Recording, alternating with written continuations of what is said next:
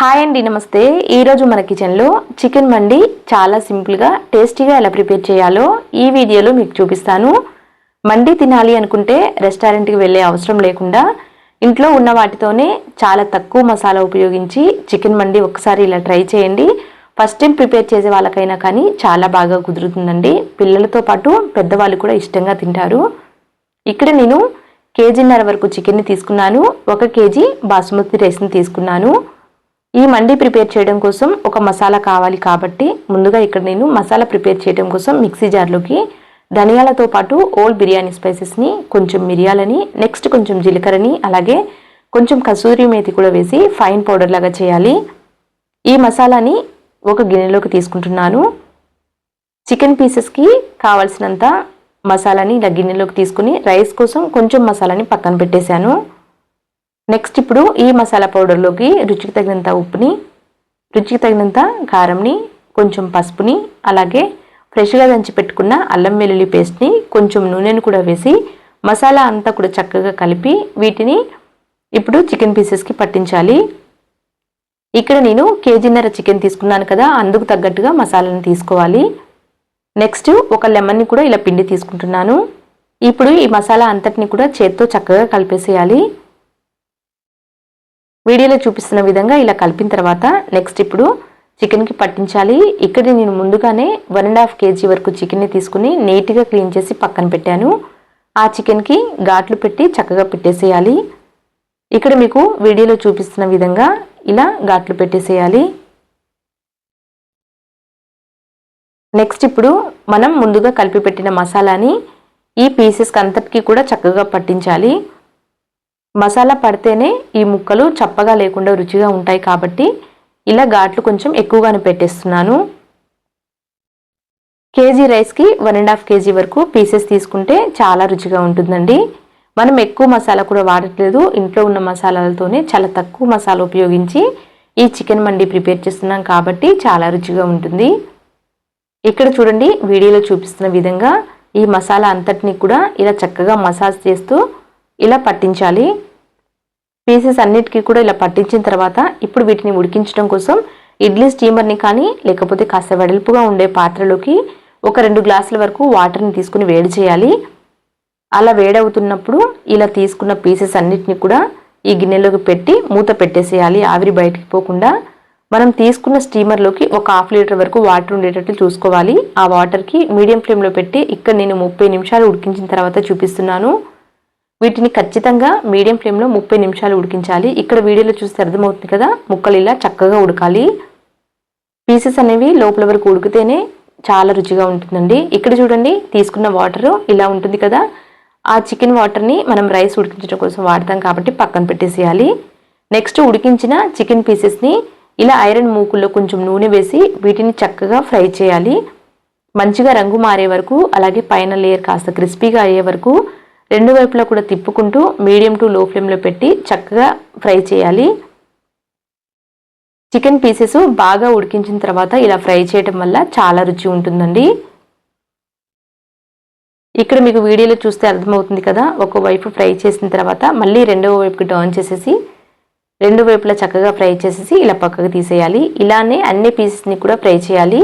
ఇలా వేయించేటప్పుడు మసాలా ఏమైనా నూనెలో ఉండి నల్లగా అనిపిస్తే ఆ మసాలాని పక్కకు తీసి మళ్ళీ కొంచెం నూనెను వేసి మిగతావి కూడా ఇలా ఫ్రై చేసి పక్కకు తీసేయాలి. నెక్స్ట్ ఇప్పుడు రైస్ ఉడికించడం కోసం అడుగు మందంగా ఉండే పాత్రని స్టవ్ మీద పెట్టి తగినంత నెయ్యిని వేయాలి. ఆ తర్వాత బ్రౌన్ ఆనియన్స్ వేయించిన నూనె ఉంటుంది కదా, ఆ నూనెను కూడా తీసుకుంటున్నాను. నెక్స్ట్ ఓల్ బిర్యానీ స్పైసెస్ వేసి ఒక ఉల్లిపాయని ముక్కలుగా కట్ చేసి వేసాను. అలాగే 2 పచ్చిమిరపకాయలు కూడా వేసేసి వీటిని మీడియం ఫ్లేమ్లో పెట్టి కాస్త వేగనివ్వాలి. ఇవి కాస్త వేగిన తర్వాత ఫ్రెష్గా దంచి పెట్టుకున్న అల్లం వెల్లుల్లి పేస్ట్ కూడా వేసేయాలి. అల్లం వెల్లుల్లి పేస్ట్ మాత్రం అప్పటికప్పుడు దంచింది తీసుకుంటేనే రుచిగా ఉంటుంది. నెక్స్ట్ సన్నగా కట్ చేసి పెట్టిన కొత్తిమీర ఆకుని, అలాగే మనం ముందుగా ప్రిపేర్ చేసిన మండీ మసాలా ఉంది కదా, ఆ మసాలా పౌడర్ని కూడా వేసేయాలి. ఇక్కడ వీడియోలో చూపిస్తున్న విధంగా కొద్దిసేపు వేగనివ్వాలి కలుపుకుంటూ. అడుగు పట్టేయకుండా, అల్లం వెల్లుల్లి పేస్ట్ వేసాం కదా, అడుగు పట్టే ఛాన్స్ ఉంటుంది కాబట్టి కలుపుకుంటూ వేయించుకోవాలి. నెక్స్ట్ ఇక్కడ చూడండి, ఒక పండిన టమాటాని గుప్పెడు వరకు కాజుని తీసుకుని పేస్ట్ చేసి ఆ పేస్ట్ని వేసేసాను. ఈ పేస్ట్ వల్ల రైస్కి మంచి టేస్ట్ వస్తుంది కాబట్టి ఖచ్చితంగా ఈ పేస్ట్ని మాత్రం మిస్ చేయొద్దు. ఇలా మీడియం ఫ్లేమ్లో పెట్టి నూనె సెపరేట్ అయ్యే వరకు కాస్త వేయించుకోవాలి. ఈ మసాలా చక్కగా వేగితేనే రైస్కి మంచి రుచి వస్తుందండి. కాబట్టి ఇలా వేయించుకున్న తర్వాత నెక్స్ట్ ఇప్పుడు మనం చికెన్ ఉడికించిన తర్వాత వచ్చిన స్టాక్ని ఇలా మనం కొలుచుకొని తీసుకోవాలి. 4 గ్లాసుల రైస్ని తీసుకున్నాను కదండి, కాబట్టి 6 గ్లాసుల వరకు నీళ్ళని తీసుకోవాలి. ఇక్కడ చికెన్ స్టాక్ వచ్చేసి 2.5 గ్లాసెస్ వరకు అయింది కదా, మిగతావి నీళ్ళని తీసుకోవాలి. ఇప్పుడే నీళ్ళు వేయద్దు, ఇలా కొలిచిన తర్వాత ఈ నీళ్ళని కొద్దిసేపు మరిగించాలి. కనీసం ఒక 15 నిమిషాల పాటు లో టు మీడియం ఫ్లేమ్లో పెట్టి మరిగించాలి. తగినంత ఉప్పు వేయాలి, రైస్కి తగినంత కాదు. ఇక్కడ మనం చికెన్ స్టాక్ని తీసుకున్నాం కదా, అందుకు తగ్గట్టుగా ఉప్పు వేసి అంతా కూడా కలిపి 15 నిమిషాల పాటు మరిగించాలి. ఈ సూప్ని మనం రైస్లో కలుపుకోవడం కోసం తీస్తున్నాం కాబట్టి కొద్దిసేపు ఇలా మరిగించడం వల్ల చిక్కగా వస్తుంది, రుచి కూడా బాగుంటుంది. ఇప్పుడు కావలసినంత సూప్ని పక్కకు తీసేయాలి. తీసిన తర్వాత మిగతా వాటర్ని చూసుకొని మళ్ళీ రైస్ కోసం తగ్గట్టుగా వాటర్ని వేసుకోవాలి. ఇక్కడ నేను 2.5 గ్లాసెస్ వరకు వాటర్ వేసాం కదా, ఒక హాఫ్ గ్లాస్ మందం ఇలా పక్కకు తీస్తున్నాను ఈ సూప్ని. అంటే ఇప్పుడు 2 గ్లాసెస్ వరకు చికెన్ స్టాక్ ఉంది, మిగతా వాటర్ని కొలిచి తీసుకోవాలి. తీసుకునే నీళ్ళు మీరు రైస్ని బట్టి తీసుకోవాలండి. పాత బియ్యం అయితే గ్లాస్కి 2 గ్లాసుల చొప్పున తీసుకోవాలి. అలాగే కొత్త బియ్యం అయితే గ్లాస్కి 1.5 గ్లాస్ అయితే సరిపోతుంది, చూసుకుని తీసుకోవాలి. ఇప్పుడు రుచికి తగినంత ఉప్పు వేయాలి. ఉప్పు వేసిన తర్వాత అంతా కూడా ఒకసారి కలిపి మూత పెట్టి ఎసరు బాగా కాగనివ్వాలి. ఎసరు కాగిన తర్వాత ముందుగానే నానబెట్టిన రైస్ని వేసేస్తే సరిపోతుంది. ఈ ప్రాసెస్తో చేస్తే ఫస్ట్ టైం ప్రిపేర్ చేసే వాళ్ళకైనా కానీ చాలా రుచిగా ఉంటుందండి. తయారు చేయడానికి ఎక్కువ టైం కూడా పట్టదు. ఎసరు బాగా కాగిన తర్వాత ఇక్కడ నేను ముందుగా నానబెట్టుకున్న బియ్యం వేశాను. ఆ తర్వాత ఒక నిమ్మకాయని కూడా ఇలా పిండి వేయాలి, నిమ్మరసంని వేసేసి అంతా కూడా ఒకసారి కలిపి మూత పెట్టి ఉడికించాలి. ఇలా కలిపేటప్పుడు కూడా ఎలా పడితే అలా కలిపాము అంటే బియ్యం విరుగుతాయి, నానబెట్టి ఉంచాం కాబట్టి నిదానంగా ఒకసారి కలిపేసి మూత పెట్టి ఉడికించాలి. కొద్దిసేపు ఉడికించిన తర్వాత మళ్ళీ మూత తీసి చూపిస్తున్నాను చూడండి. ఇలా ఉడికించిన తర్వాత మళ్ళీ ఒకసారి కలిపేసేయాలి. ఈ నీళ్లు కాస్త ఎగిరే వరకు ఉడికించిన తర్వాత మూత పెట్టి ఒక 5-6 నిమిషాల పాటు దమ్ చేయాలి. ఆ తర్వాత మళ్ళీ మిగతా ప్రాసెస్ చేయాలి. ఇక్కడ నేను మూత పెట్టి ఒక 5 నిమిషాలు ఉడికించాను. నెక్స్ట్ ఇప్పుడు ఇలా కాస్త చెమ్మ ఉన్నప్పుడు మనం ముందుగా ఫ్రై చేసిన చికెన్ పీసెస్ని వేస్తున్నాను. ఇలా చికెన్ పీసెస్ వేసి బ్రౌన్ ఆనియన్స్ని అలాగే ముందుగానే ఇక్కడ నేను కాజుని కిస్మిస్ని వేయించి పెట్టుకున్నాను, వాటిని కూడా వేసేసి మూత పెట్టి మరో 5 నిమిషాల పాటు దమ్ చేసాము అంటే చికెన్ మండి చాలా రుచిగా ప్రిపేర్ అవుతుంది. మనం రెస్టారెంట్లో తింటే ఎలా ఉంటుందో అంతకంటే కూడా ఎక్కువ రుచిగా ఉంటుందండి. ఇప్పుడు మూత పెట్టి ఒక 5 నిమిషాలు దమ్ చేసిన తర్వాత మళ్ళీ మూత తీసి చూపిస్తున్నాను చూడండి. మీకు వీడియోలో చూస్తే అర్థమవుతుంది కదా ఎంత బాగా వచ్చిందో. అన్నం కూడా పొడి పొడిగా చాలా బాగా ఉంటుంది.